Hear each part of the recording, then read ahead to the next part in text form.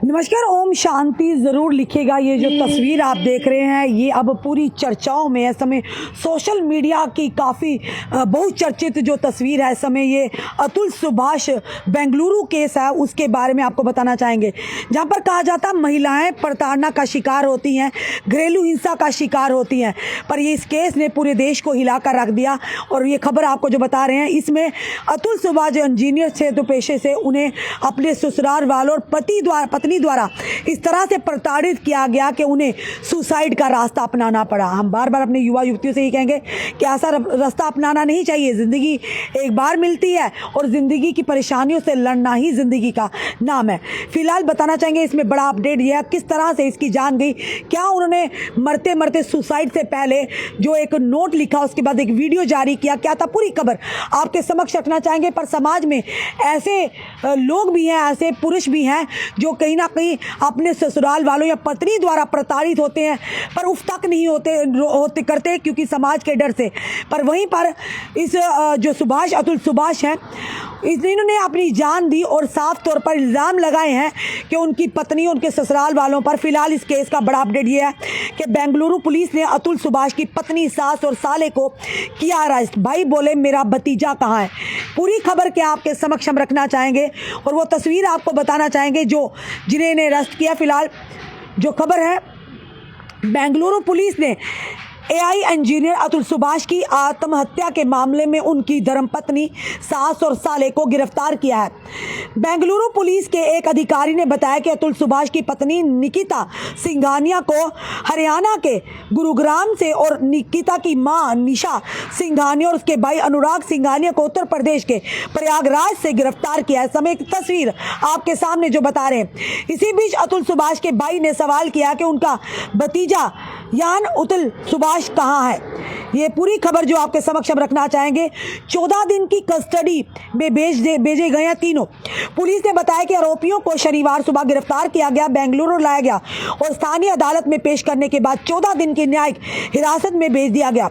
इसी बीच प्रयागराज पुलिस ने के एक वरिष्ठ अधिकारी ने रविवार को दावा किया कि बेंगलुरु पुलिस ने उन्हें निशा सिंघानिया और अनुराग सिंघानिया की गिरफ्तारी के बारे में कोई सूचना नहीं दी है। उन्होंने कहा कि बेंगलुरु पुलिस ने ना तो ट्रांजिट रिमांड ली है और ना ही निशा अनुराग को मजिस्ट्रेट के समक्ष पेश किया। लेकिन ये पता चला कि बेंगलुरु पुलिस आरोपियों को गिरफ्तार कर हवाई मार्ग से बेंगलुरु ले गई है।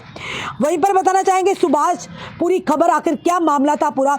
सुभाष जो कि 34 वर्षीय था, उनका शव 9 दिसंबर को दक्षिण पूर्व बेंगलुरु के मुनेला कोलालू में उनके घर पर फंदे से लटका मिला। सुभाष ने वीडियो नोट में आरोप लगाया था कि उनसे अलग रह रही उनकी पत्नी और ससुराल वालों ने झूठे मामलों में फंसाकर और लगातार उत्पीड़न कर उन्हें आत्महत्या के लिए मजबूर किया है। कर्नाटक के गृह मंत्री जी परमेश्वर ने कहा कि सुभाष की पत्नी, सास और साले को गिरफ्तार कर लिया गया और वह न्यायिक हिरासत में है। उन्होंने कहा कि मामले की जांच आगे जारी है। सुभाष ने पुरुष के अधिकार को लेकर सवाल उठाए हैं। बिल्कुल, हम बार बार महिलाओं की खबरें दिखाते हैं कि महिलाएं प्रताड़ना होती है उनके साथ घरेलू हिंसा होता है। पर क्या पुरुषों के साथ भी ऐसा होता है? तो क्या कोई पुरुष सामने आता? क्या हम उनकी आवाज़ उठाते हैं?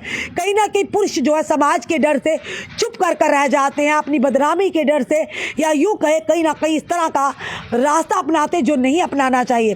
परमेश्वर ने बेंगलुरु में पत्रकारों से कहा कि उनसे सुभाष ने लगभग 40 पन्नों का एक सुसाइड नोट छोड़ा है और उसने कई मुद्दे उठाए हैं, जिनमें सबसे महत्वपूर्ण महिलाओं की सुरक्षा के लिए बनाए गए कानून के प्रावधानों का दुरुपयोग है।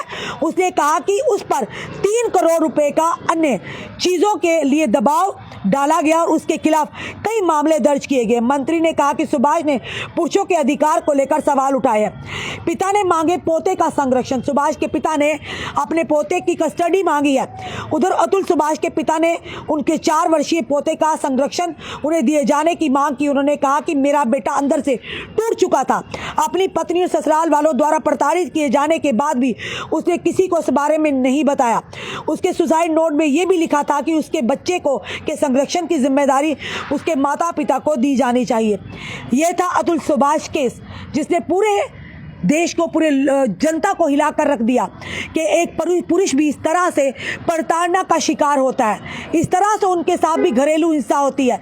यानी महिलाएं कहीं ना कहीं, ये ज़रूर कहेंगे सबकी बात नहीं करते, पर महिलाओं के लिए जो कानून बनाए गए हैं, कई महिलाएं उन कानूनों का सहारा लेकर वो दुरुपयोग करती उन कानूनों का और अपने ही पति को, अपने जीवन साथी को लगातार प्रताड़ित करती हैं। कभी मानहानि का दावा या कभी करोड़ों की उन पर जो लाइबिलिटी डालती हैं, यानी केस कर देती। इसी तरह का मामला बेंगलुरु से सामने आया था कि अतुल सुभाष ने तंग आकर अपने ससुराल वालों की, अपनी पत्नी की प्रताड़ना से, जो कि अलग रह रही थी, उसके बाद भी लगातार उन्हें परेशान किया जा रहा। एक पहले जो पत्र में हमने बताया, कुछ ये भी लिखा हुआ था कि कानून के ऊपर भी उन्हें काफ़ी सवाल उठाए थे कि कानून की जो प्रक्रिया समय चल गई, प्रावधानों पर भी, कि वहाँ पर उन्होंने जुडिशरी पर भी बड़े सवाल उठाए कि जुडिशरी ने भी उनका साथ नहीं दिया, उन्हें लगातार प्रताड़ित किया अपनी पत्नी के साथ मिलकर। और बताना चाहेंगे जज का भी बीच में नाम आया। तो इस तरह की चीज़ें समाज में क्या मैसेज देती, क्या संदेश देती है कि वाकई आज के दौर में अगर बात करें तो जो मजलूम है, जो बेकसूर है, उन्हें अपने जीवन से हाथ धोना पड़ता है इन परेशानियों को लेकर, जो उन्हें लगातार प्रताड़ित किया जाता है, जो लगातार उन्हें घरेलू हिंसा का शिकार होना पड़ता है। तो ये सवाल हमारा है कि अगर महिलाओं के लिए, उनकी सुरक्षा के लिए काफ़ी सारे कानून बने हैं, प्रावधान भी है, तो क्या पुरुषों के लिए इस तरह के कानून नहीं बनने चाहिए? क्या उनके लिए, उनकी सुरक्षा के लिए कुछ नहीं होना चाहिए? अगर बराबरी की बात करते तो पुरुषों को भी सेम, यानी उन्हें भी इस तरह की सुरक्षा मिलनी चाहिए जो महिलाओं के लिए, उनके लिए भी इस तरह के कानून बनने चाहिए। वीमेन सेल हमने देखा, कभी पुरुष सेल देखा, यानी मेन सेल देखा, वो भी ज़रूरी है कि आखिर पुरुष जो है, जो भाई लोग हैं, वो अपनी बात जाकर किसको सुनाए। अगर कानून उनके लिए भी प्रावधान बनाए जाते तो वो भी कहीं ना कहीं कानून का सहारा लेकर अपने आप को आश्वस्त करते कि हमारे साथ भी कानून है, हम भी, अगर हमारे साथ भी गलत होगा तो हमारे लिए भी कार्रवाई होगी उन महिलाओं पर जो अपने ही पुरुषों पर प्रताड़ना करती हैं, उनके साथ घरेलू हिंसा करती हैं। इस खबर ने हिलाकर रख दिया, पर वहीं पर कई सारे सवालों को भी खड़ा कर दिया। आपका क्या कहना है, ज़रूर कमेंट बॉक्स में राय रखिएगा और इस वीडियो को ज़्यादा से ज़्यादा शेयर कीजिएगा। जुड़े रहिए ऐसे हमारे साथ अगले अपडेट के लिए। जय हिंद, जय भारत।